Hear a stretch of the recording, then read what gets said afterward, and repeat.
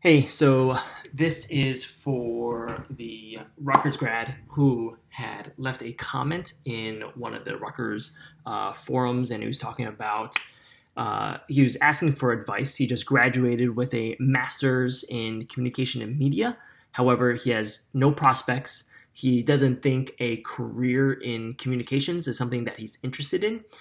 He said that specifically he felt like he was disillusioned by the types of career fields that the program has prepared him for.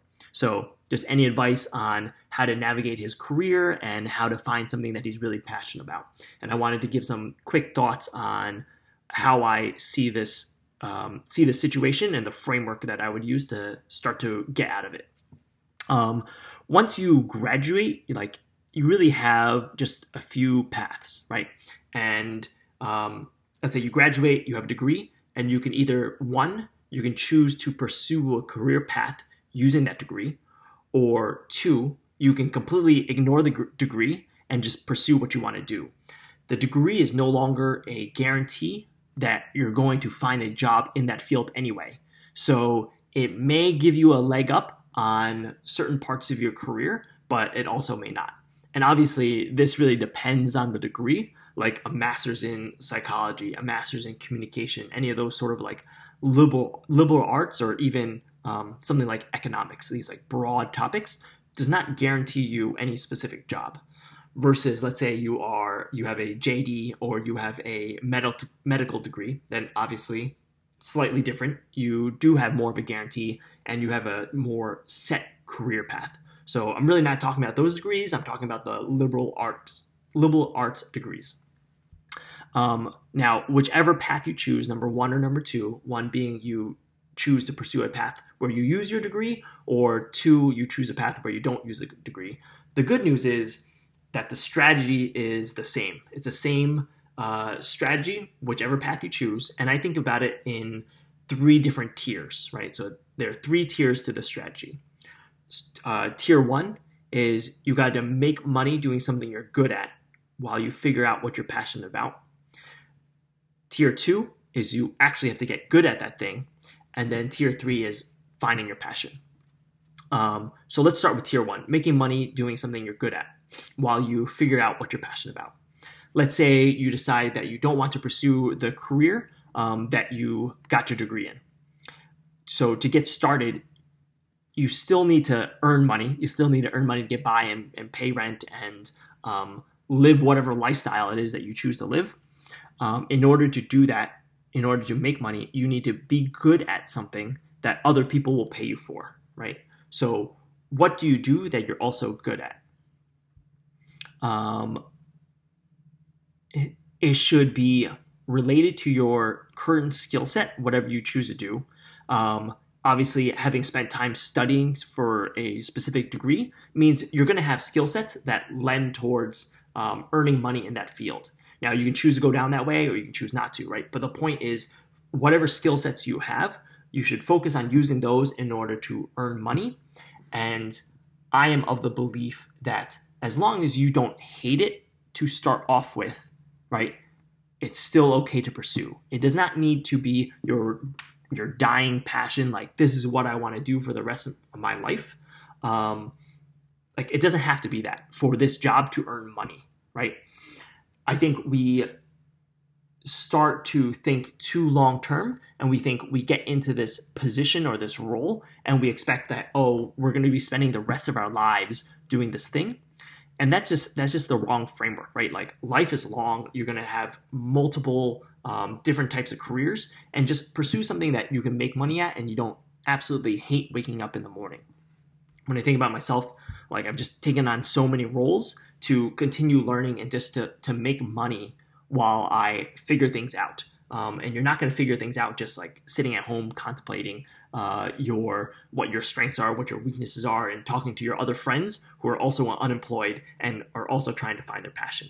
I'll talk about that more in tier three, but that is the thing you want to avoid. And I think by getting out there and taking on a role where even if you don't love it and it's not what you're passionate about, you're going to learn things, you're going to make money along the way, and that will give you more optionality as your career continues to progress. So strategy number one, use your skill sets to make money doing something that you don't absolutely hate, right? As long as you're good at it, you can make some money at it and you don't hate it.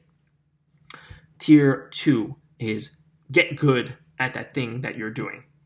A lot of different people have different takes on this. Cal Newport calls it getting so good that they can't ignore you. In fact, that's the name of his book, which describes the thesis in more detail. If you get good at something first, eventually you'll like it more, and then you will continue to get better at it. That is his main thesis, and I think it's a very good point. Darius Farrow, I'm not quite sure how to pronounce his last name. He talks about pursuing a career that fits your strengths. He says, we all have bills to pay and people to take care of. We can only do that by making a living, but that doesn't mean we should do work we hate. So again, that kind of goes back to what I was saying in tier one, right? Pursue something that you don't hate and make a good living at it, get good at it. And finally, Scott Galloway also talks about this in his book, The Four, and he talks about the strategy of serial monogamy, which is finding a good employer where you can learn new skills, garner senior level sponsorship, get equity/forced savings, and fully dedicate yourself to the company for 3 to 5 years. Again, it doesn't need to be something where you are just following your passion. It needs to he says, instead of following your passion, you should follow your talent. Determine what you are good at and commit to becoming great at it. You don't have to love it, just don't hate it. Spend the time to get better at these skill sets. Work on them at your work, work on them outside of your work, as long as you don't hate it.